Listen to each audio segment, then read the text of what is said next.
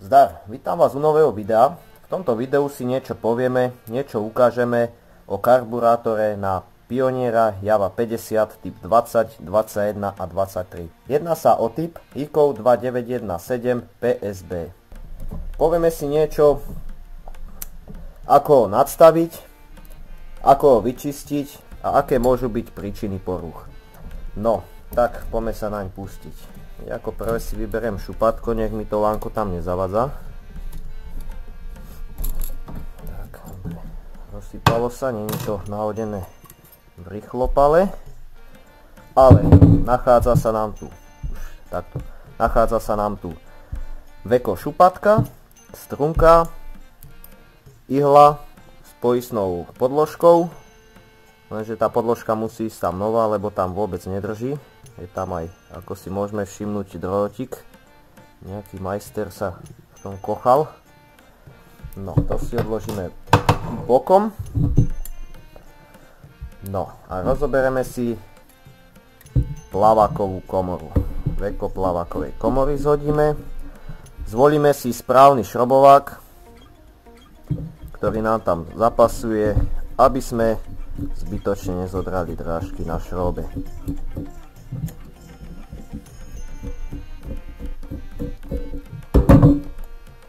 Versailles na to nejaký extra nepotrebujeme. Treba nám na to akurát tak šrobový plochovák, osmička kľúč na zhodenie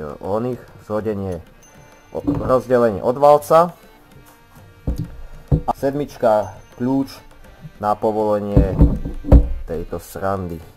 Volá sa to ihlový ventil. Teraz máme ihlový ventil otvorený a keď sa plavák podvihne, tak bude ihlový ventil zavretý, čiže nebude dotekať palivo. Príčiny porúch môžu byť také, že začne motor dusiť.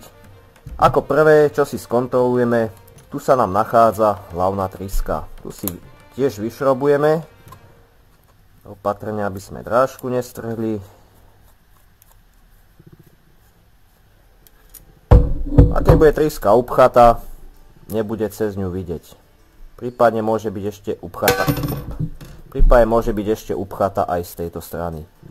Prefúkame, prípadne roztrapkaným lánkom vyčistíme, keď nepoje vyfúkať. Ďalej, tu sa nám nachádza voľnobežná tryska, ktorá nám slúži vlastne na udržanie voľnobehu. Je menšia ako hlavná, taktiež aj priemer dierky je menší. Prípadne znečistenia, upchatia, vyčistiť, vyfúkať. A tu sa nám nachádza štelovanie voľnobehu. Keď budeme doťahovať, tu sa nám bude tento kužel pomaličky vysúvať ten šrobík a tým pádom bude podvihovať šupátko. Keď ten šrob budem doťahovať, tak šupátko sa bude podvihovať, tým pádom nám bude držať vyšší voľnobeh. A naopak pri povolení nižší voľnobeh. No, keď Pionier dlhšie stojí, môže sa stať, že tento spodok plavákovej komory bude celý zelený, zalepený. A tým pádom nám zapchá tieto dva kanáliky. Tým pádom nebude odvádzať palivo cez trysky, bude to upchaté a vyčistiť to pôjde veľmi ťažko. Obyčajným benzínom alebo handričkou to nevyčistíme určite. Takže zvolíme buď ultrazvuk, alebo vyvaríme v octe. Do hrnca nalejeme ocot a necháme vyvariť. Troška to smrdí, to je pravda, ale účinok je taký istý ako v ultrazvuku. A je to aj lacnejšie. Nie každý má ultrazvuk doma. Napríklad takto znečistený karburátor by už bolo dobré vyčistiť v ultrazvuku, prípadne v octe vyvariť. Môže sa stať, že sa nám ešte upchajú tieto dva kanáliky. Te treba tiež vyčistiť, ináč nebude Pionier správne fungovať. Bude sa tváriť, ako by nedotekalo palivo.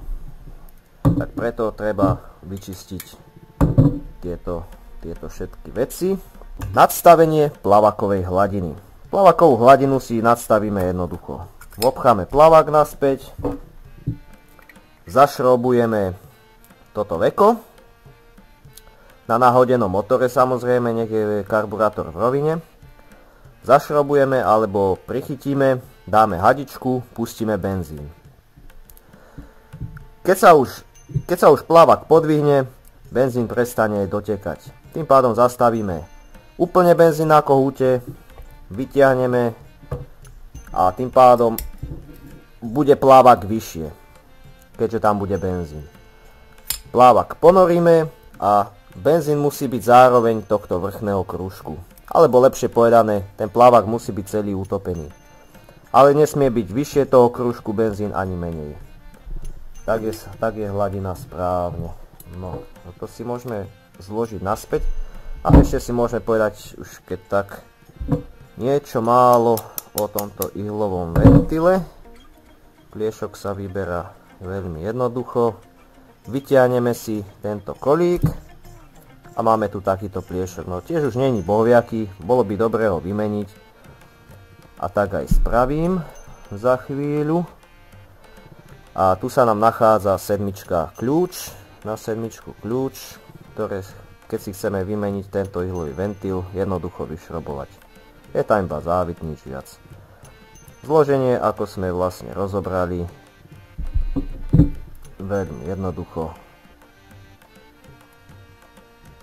Tak, zložené. Takto by to malo byť, ale ten pliešok není bohviaký. Nahodíme si aj trysky. Hlavná tryska vždy vľavo. Voľnobežná tryska vpravo.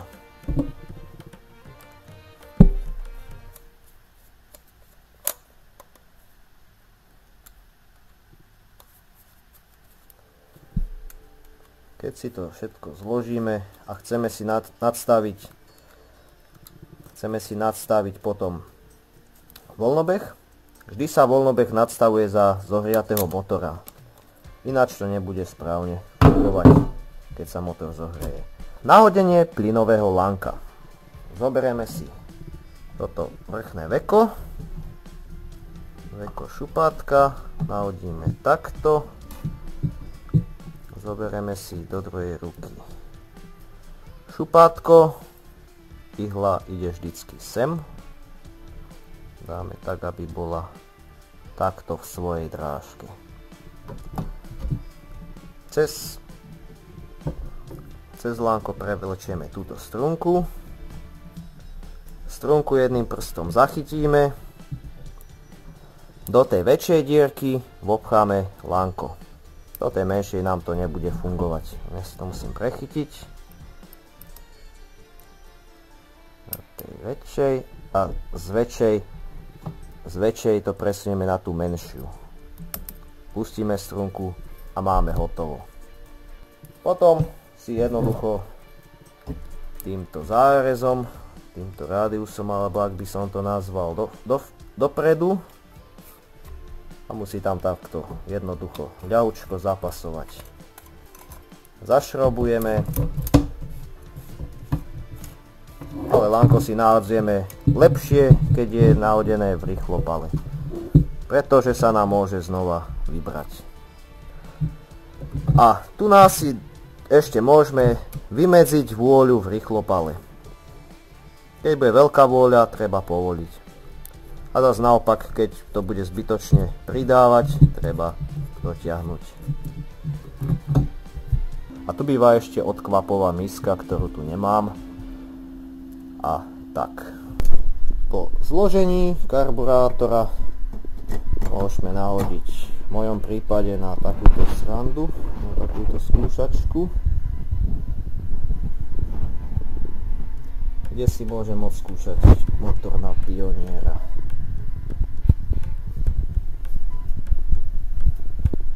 Alebo môžem nahodiť aj na tohto Pioniera.